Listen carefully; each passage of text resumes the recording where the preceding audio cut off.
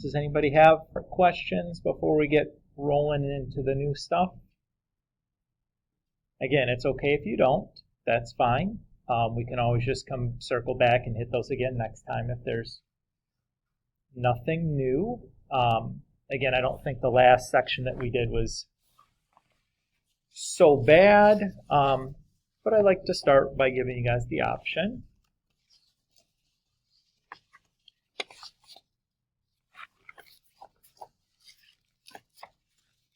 Okie doke. Let's do this thing then. So in the last section, we've been talking about polar functions.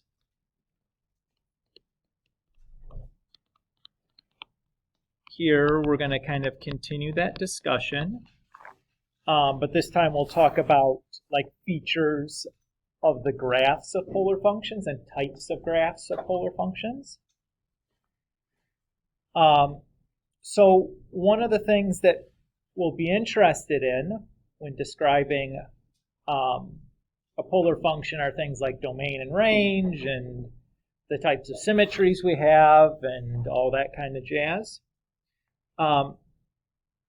In order to be able to describe like a domain and range, we really have to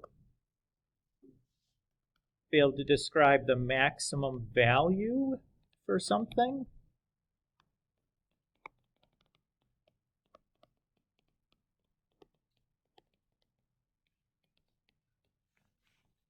So let's say we have the polar function r is equal to 3 plus cosine theta.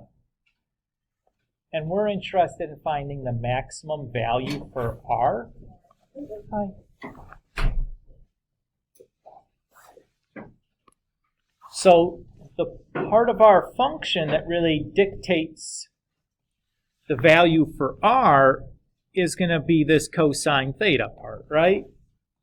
Since the 3 is constant, that's not going to change.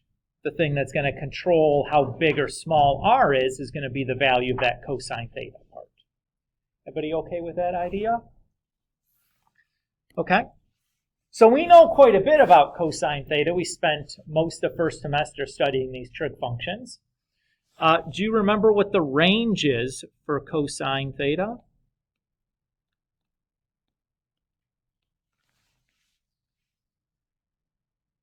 Well, what's the smallest and largest values that cosine theta can take?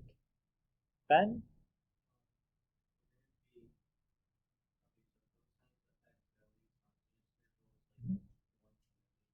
Good. Yeah, so that is the range, -1 to +1. Usually we write from small to big because it's really an inequality that we're writing there, but that's absolutely correct. So here, the biggest value that cosine can take is just 1. So if we think about this, r max should really equal 3 plus cosine max.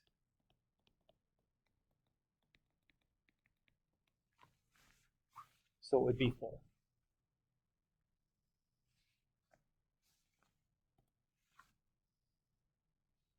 Is everybody okay with that? Now, let's suppose we wanted instead to get like the whole range for something.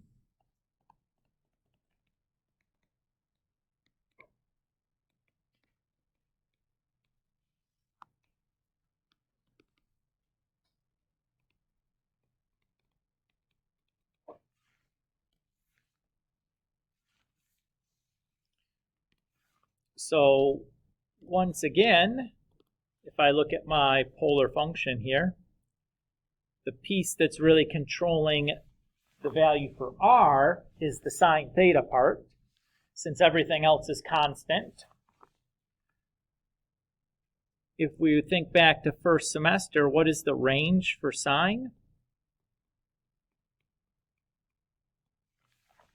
It's also -1 to +1.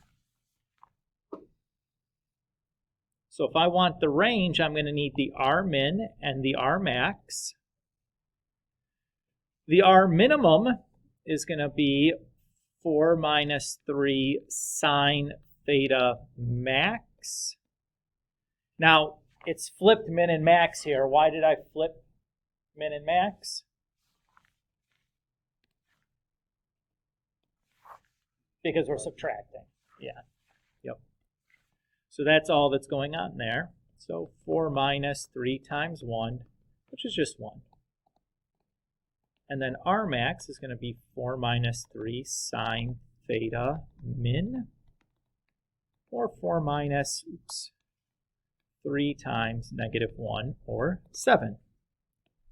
So my range is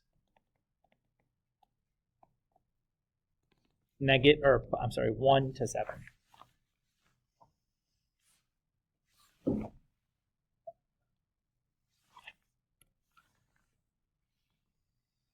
Does that feel okay?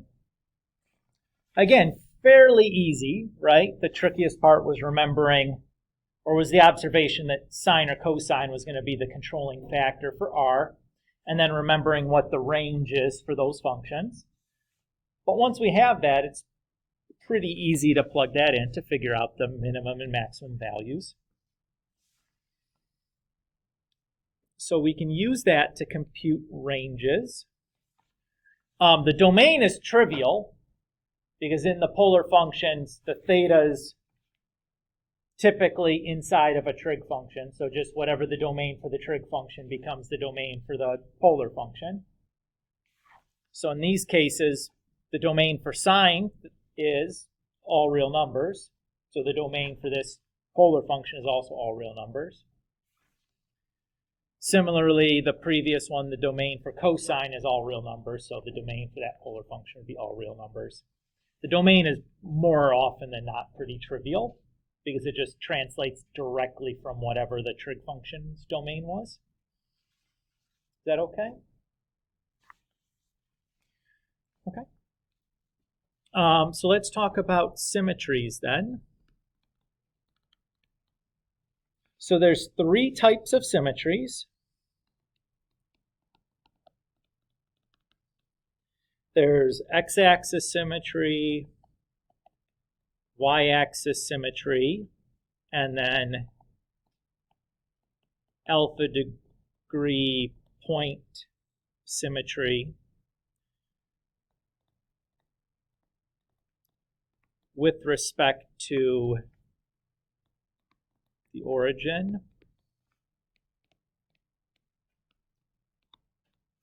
So I'm leaving a space in between these because I'm going to write something underneath it. And WRT is just my abbreviation for with respect to. That's not an uncommon mathematics abbreviation. So what does x-axis symmetry mean? It means that if I have a function and I replace the r and theta with r and negative theta, it should simplify down to be the same function. Y-axis symmetry, again, if I take my r and theta and I replace it with negative r and negative theta, it should simplify down to be the same function. And my alpha point symmetry, again, if I take my r and theta and replace it with r and then theta plus alpha, again, we should simplify down to be the same function.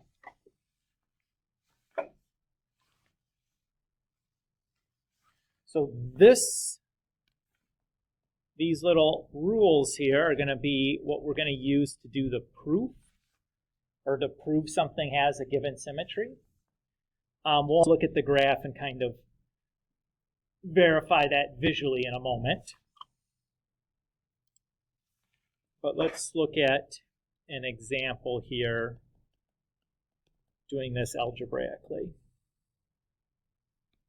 So let's say that we want to prove that 5 times sine 3 theta has y-axis symmetry and 120 degree point symmetry.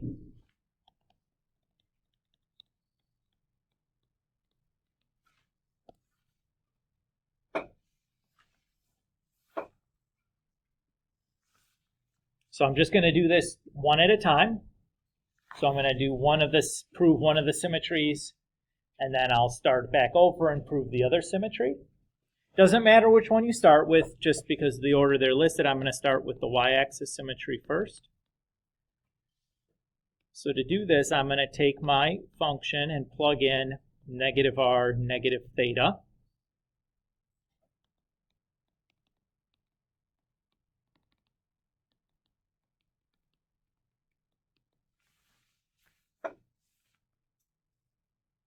Is everybody okay with that idea?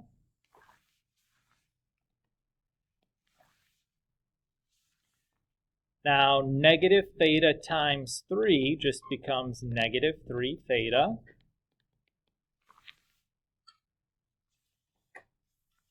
And then if you think back to first semester,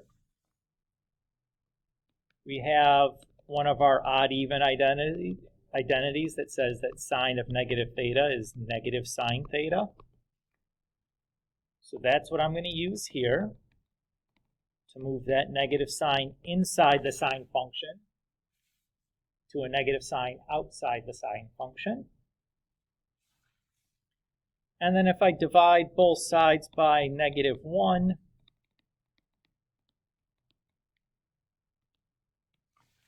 I'm back to the original problem, which is what is supposed to happen.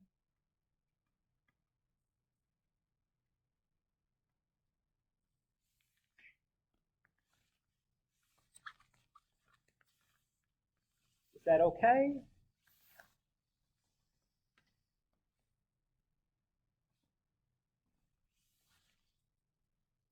All right. Let's do the 120-degree point symmetry next.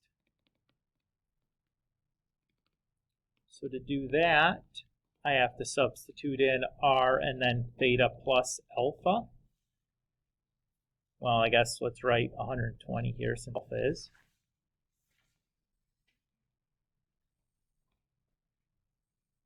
So I have r equals 5 times sine of theta plus 3 times theta plus 120.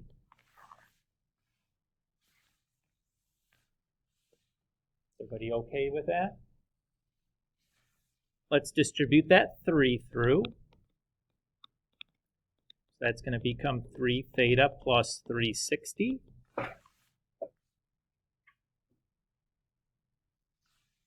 And then I recall from last semester, there was a sum of two angles identity for sine that said the following.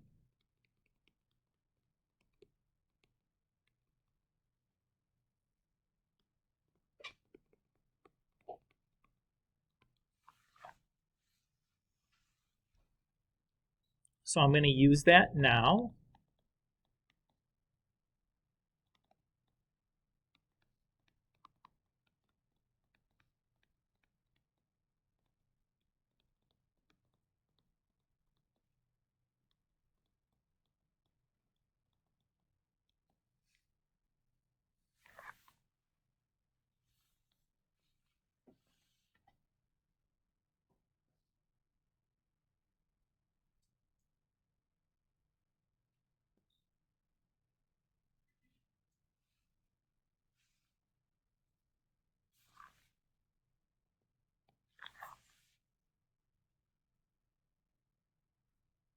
So far, so good. Now, cosine 360 and sine 360 we can evaluate. That's just going to be a number from the unit circle. If I go and I look up 360 on the unit circle, that's basically on the positive x-axis. The point there is 1, 0. So in that case, cosine is 1, the x-coordinate, and sine is 0, the y-coordinate. So this piece just cancels out because it's got a 0 times it. And I'm left with r times sine 3 theta times 1, and the 1 times 1 doesn't really do anything. So we're done. Again, This is the original thing that we started with, which is what we were hoping was going to happen. To just kind of illustrate visually what it is that we're showing, let me go and set this up. Turn those axes back on. I'm going to want to see those. So if I do 5 times sine 3 theta, and I'm going to graph that, and okay, that window looks good. So that's what the graph looks like. Remember, if we're symmetric across the y-axis, it means that if we look down the y-axis, the graph should be split into like 2 mirror images, which certainly looks like the case, right? If you look at that, it's the y-axis is splitting that in half exactly. Everybody okay there? The 120-degree point symmetry means if I take that graph and I rotate it 120 degrees, it's going to be back in the same position. So basically what's going to happen is if I turn it 120 degrees, this pedal is going to move to this position, this pedal is going to move to that position, and then this pedal moves to that position. And again, you have the exact same graph as what you started with. Is everybody okay with that idea? So visually we can kind of see what's going on there, I hope, right? Oh, good. So this type of graph, where we have pedals like this, has a special name. These are called rose curves. And we can actually say something about all rose curves in general.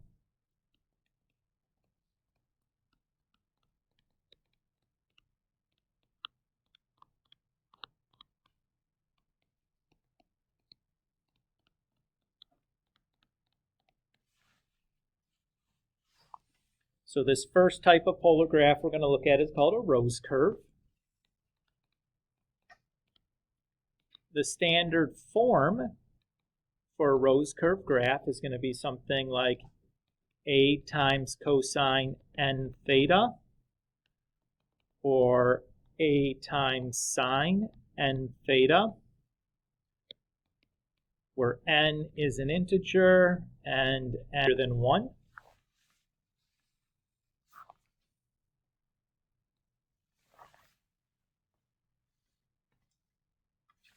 So in the previous problem, 5 sine 3 theta, our a is 5 and our n is 3, right?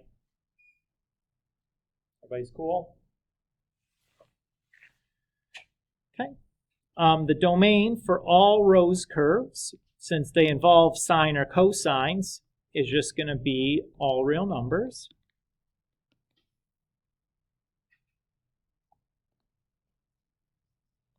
The range is going to be negative the absolute value of a, comma, absolute value of a.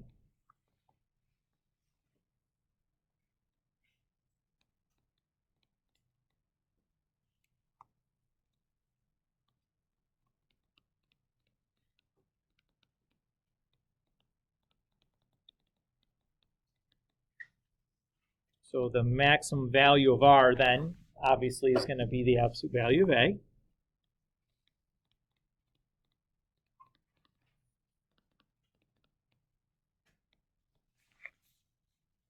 The number of petals is going to be n. And then we can say something about the symmetries.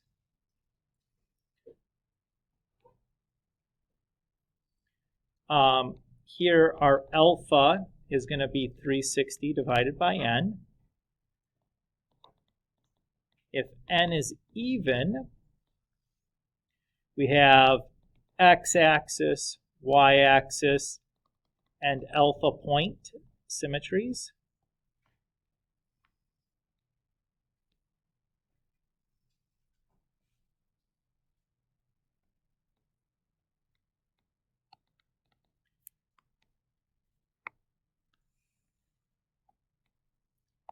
If n is odd and it's the cosine version.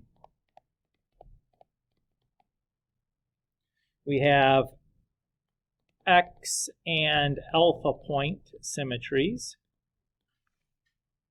And then n if n is odd. And we have y axis and alpha point symmetry.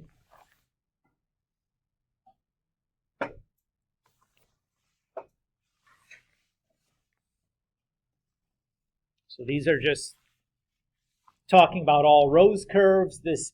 These attributes are true for all Rose curves.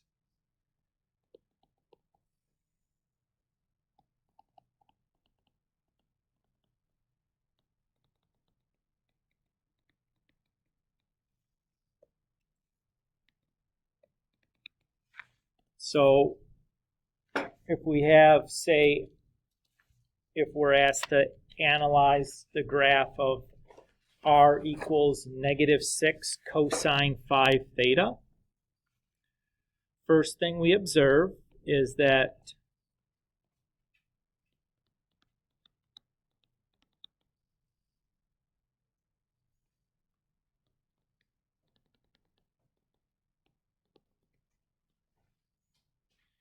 we have a Rose curve.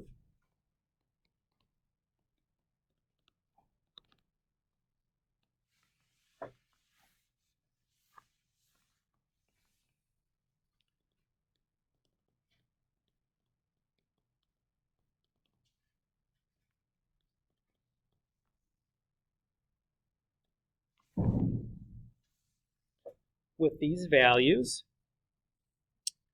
So we can say the domain is all real numbers because it's that for all Rose curves. The range is the negative absolute value of A, comma, absolute value of A. R max is the absolute value of A. The number of petals is just n. And then the symmetry, since n is odd, and this is the cosine version, we can say that we have x-axis symmetry and 72-degree point symmetry.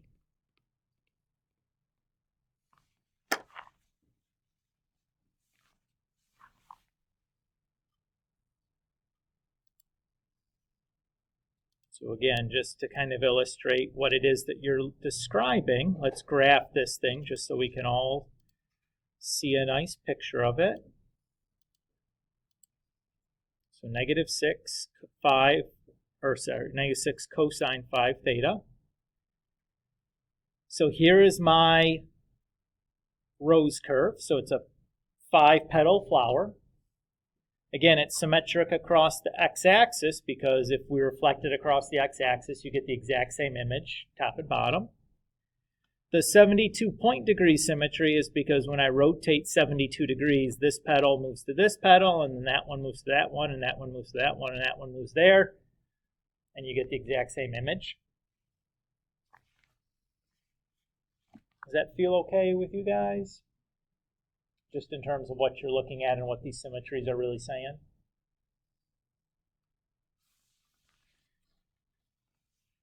I'll take your silence as okay.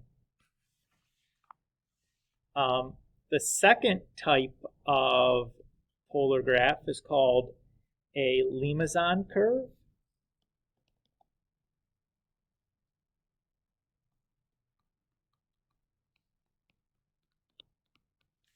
And I was asking fourth hour yesterday what language we think Limazon is, with the little C with the comma attached to it like that. I think the leading contender was Portuguese, but I don't know. It sounds vaguely Spanish, but the people in Spanish told me there's no symbol in Spanish that has that C with the curvy comma stuck onto it. Does French have that? Okay. Could be. I don't know. I took high school French, so what's that say about me? You know, it was 25 years ago, so I'm going to cut myself some slack on that. All right. So a Limazon curve, we can talk about these.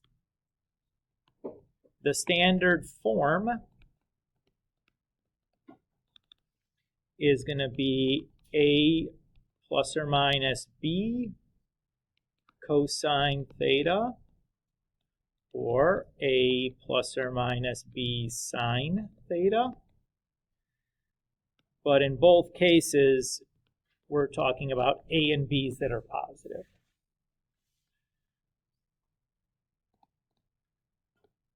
Domain, notice that both forms of these contain sine theta and cosine theta, so the domain is going to be the same as the domain for sine or cosine theta. The range is going to be A minus B and then A plus B.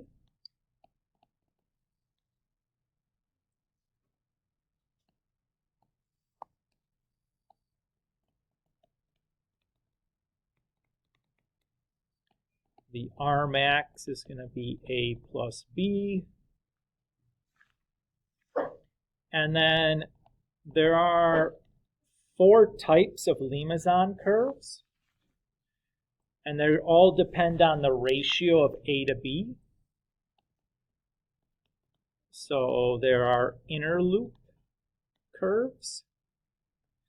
There are cardioid.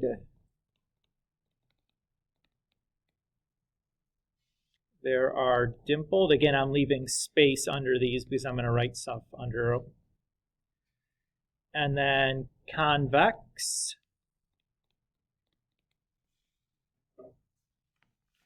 So the inner loop, the ratio of A to B has to be less than 1. For cardioid, it has to equal 1. Dimpled, the ratio should be between between 1 and 2. And for convex, that's everything bigger than 2. So let's just generate some of these examples of these graphs so you can have a picture to attach to each of these things. And I'm going to turn off the axes for this because it makes it a little bit easier to see what you're looking at without the axes there. So let's do 1 plus 2 sine theta. So here the A is 1 and the B is 2.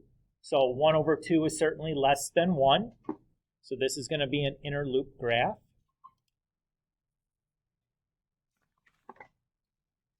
So you can see that there's a little loop inside of a bigger loop.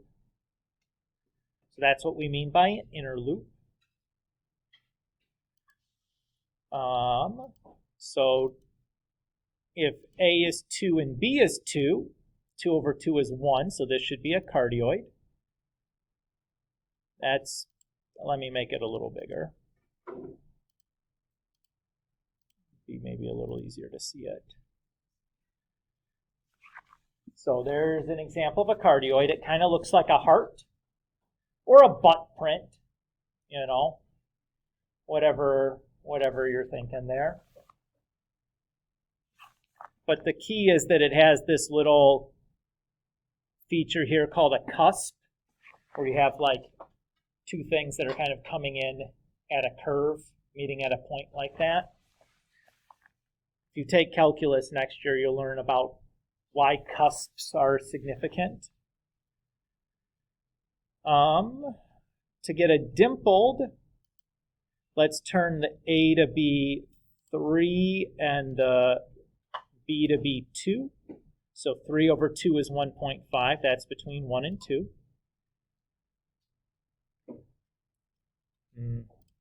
Actually, let's do 5 and 4. That didn't give me a very good picture. There we go. So here's the dimpled. You notice that it looks very much like the cardioid, right? To the untrained eye, if you looked at the two of them, it would be tough to tell the difference without actually doing this ratio test. The difference here is that the indent on the dimpled doesn't have a cusp. So this little indent piece is not a cusp. It's coming in. It's not curving enough right at the end to classify as a cusp. That's really the difference. But the ratio test will tell you dead set right away which one is which.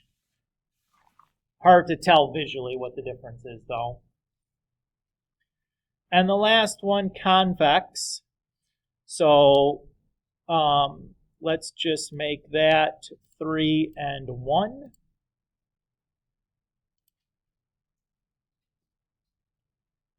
And you'll notice that this looks kind of circular or oval shaped. If you remember back to geometry class, your definition for convex was that there was no line that you can draw that enters the solid, exits the solid, and then goes back into the solid. So like the convex, or the dimpled or cardioid is not convex, because if you draw a line through that indented part or the cusp part, it can go inside, outside, and then back inside the feature. So that's what we mean by convex there. So it's basically, it's not a circle, it's not an ellipse even, it's something different. Is that okay with you guys?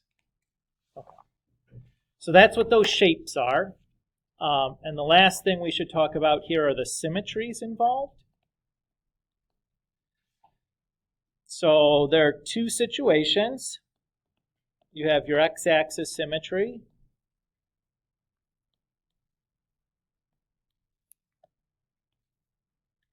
And that is for the a plus or minus b cosine thetas. And then the y-axis symmetry is for the a plus or minus sine theta.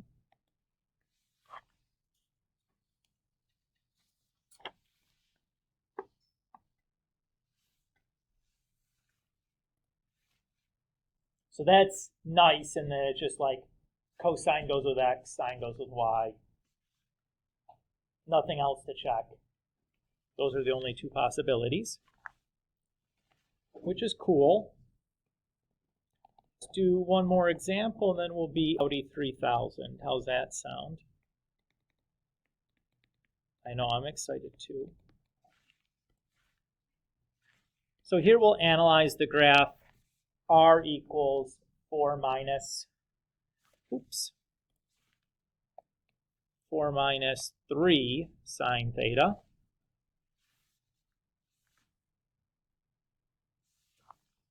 So I notice that this is of the form a plus or minus b sine theta.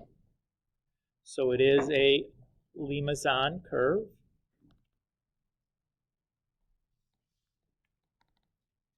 In this case, my a is 4 and my b is 3.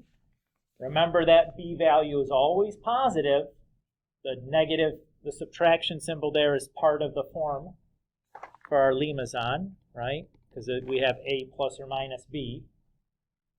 So the value for b is always a positive number, because in this case, the subtraction there is part of our general form. Everybody's okay with that? Very easy mistake to make. Make sure you don't do that, because it screws everything up. So our domain is going to be all real numbers. For our range, we need plus b and then a minus b. So our range is going to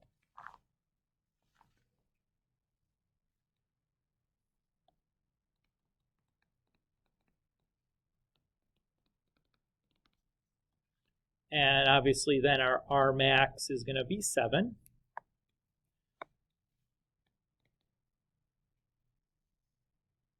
And the symmetry,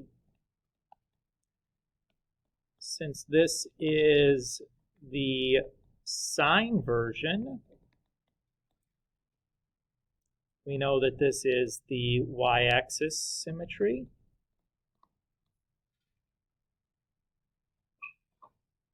And then my type here, a over b, is going to equal 4 over 3. And because that's between 1 and 2, I know that this one is dimpled.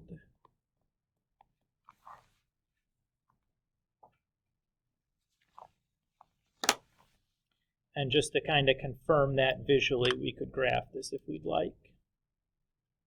So 4 minus 3 sine theta. And there it is. There's my dimple up there. It's real subtle. But everybody cool? That's it, my dudes. We just finished this big bad chapter 10 here. So you can finish the problem set now.